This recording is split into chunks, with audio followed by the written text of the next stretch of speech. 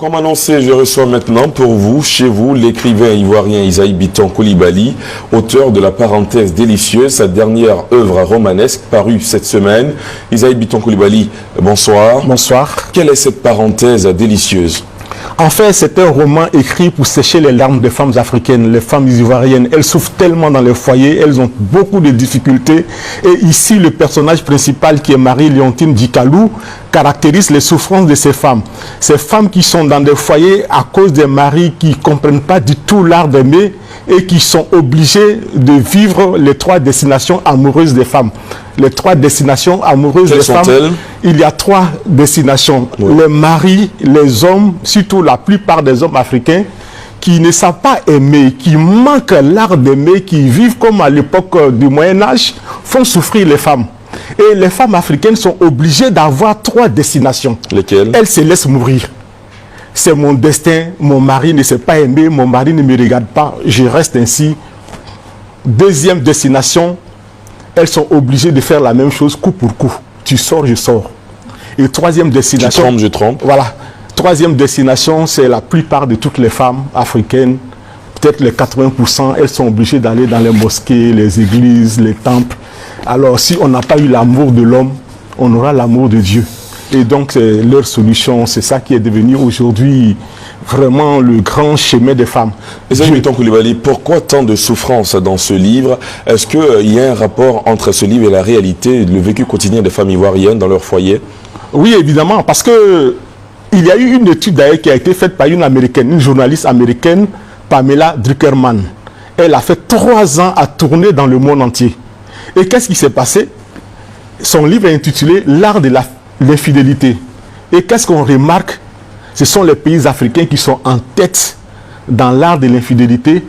Et ce n'est pas une surprise, mais la grande surprise, c'est que la Côte d'Ivoire tient la 3e place. Les hommes ivoiriens sont les plus infidèles dans le monde et ils sont en 3e position. Le Togo est en tête, suivi du Cameroun. Donc les hommes ivoiriens font partie, mais ils ne sont pas en tête. Alors, pourquoi la femme est toujours au centre des œuvres d'Isaïe Biton Coulibaly? Oui, les femmes sont au centre de toute la vie. La femme est partout. Quand vous partez à l'église, vous partez à la mosquée, vous partez au marché, les femmes sont là. Si vous faites quelque chose dans la vie et que les femmes ne sont pas derrière, c'est un échec. Et on a vu même au niveau de Dieu, dans les églises, partout, ce sont les femmes. Les femmes sont partout. Les hommes politiques le savent. Une élection ne peut pas être gagnée sans les femmes. Et les hommes, partout où il y a les femmes, ils sont là-bas. Et aller dans la rue, quand vous voyez une femme passer, ce sont les hommes qui se retournent toujours pour regarder. Parce que la femme, c'est un mystère. Et il ne faut pas jouer avec la femme. La femme, c'est un fétiche. C'est pourquoi, d'ailleurs, la leçon de ces livres, qu'est-ce que c'est? Si tu fais pleurer la femme, si tu fais du mal à une femme, tu finis mal. Et c'est ça qui est la solution dans ce livre. D'accord. Est-ce à dire qu'Isaïe Biton Coulibaly est le défenseur des femmes? Je ne suis pas le défenseur des femmes, mais je suis l'ami des femmes. Et je comprends les femmes parce que la femme, c'est un stimulant. Personne ne peut réussir dans la vie, au niveau de la créativité surtout, mais même au niveau politique, sans l'amour d'une femme, sans la passion d'une femme. Il faut avoir toujours le goût de la femme pour réussir, sans quoi c'est impossible. Tout ce qui réussit dans la vie, c'est qu'il y a une femme derrière. D'accord. Au-delà de la femme, est-ce qu'il y a d'autres sujets que vous traitez dans vos œuvres?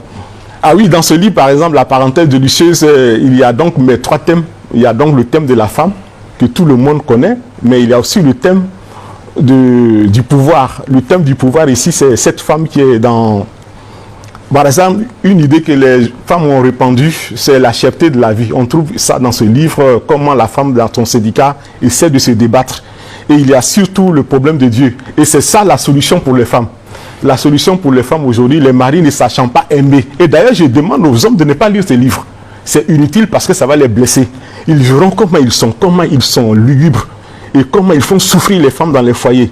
Et la leçon, et je répète là-dessus, faire du mal à une femme, la femme c'est un fétiche. Faire pleurer une femme, tu le payes tôt ou tard. Et dans ce roman, celles qui auront l'occasion de le lire vont sécher leurs larmes pour savoir que la personne qui t'a fait le mal, cette personne va payer très cher. Et ça, tout le monde doit le savoir. Tous les hommes qui m'écoutent doivent le comprendre. Tôt ou tard, tu vas payer cher après avoir fait pleurer une femme. Isaïe Biton Coulibaly, pour terminer, cette œuvre est la dernière, n'est-ce pas, que vous avez produite. Est-ce que dans votre carrière, vous avez connu beaucoup de succès sur certaines œuvres, vous êtes best-seller. Quel est le secret justement de cette réussite? Non, en fait, parce que depuis le lycée, je me suis inscrit... Est-ce parce que justement vous parlez beaucoup des femmes? Non, non, non, parce que à cause de mon style, la simplicité, parce que depuis le lycée, je me suis inscrit dans une école française de rédaction où j'ai appris tous les mécanismes de l'écriture. D'accord. Esaïe Bitton Coulibaly, merci d'avoir répondu à nos questions. Avec vous, on a parlé de La Parenthèse délicieuse, votre dernière œuvre romanesque.